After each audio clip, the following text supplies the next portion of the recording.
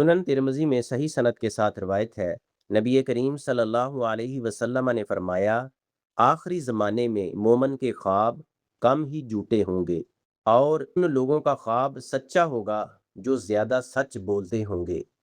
इस हदीस का मफ़हूम ये है, आखिरी ज़माने यानी क़यामत के करीब मोमन मुसलमान के ख्वाब ज़्यादातर सच्चे होंगे, ख़ास तौर पर उस शख्स के जो सच बोलने का आदी होगा।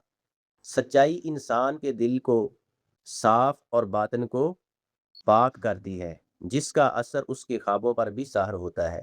जो लोग झूठ बोलते हैं, उनके दिल में खोट आ जाता है, इसलिए उनके ख्वाब भी अक्सर बेमाना, फजूल या गलत होते हैं। अगर आप ये पसंद करते हैं कि आपके ख्वाब अच्छे और सच्चे हों, तो आपको अपनी ज़ुबान को सच्चाई का पाबंद बनाना होगा। सच्चाई इंसान की पूरी ज़िंदगी को संवार देती है, यहाँ तक कि उसके अक्सर ख्वाब भी सच्चे हो जाते हैं।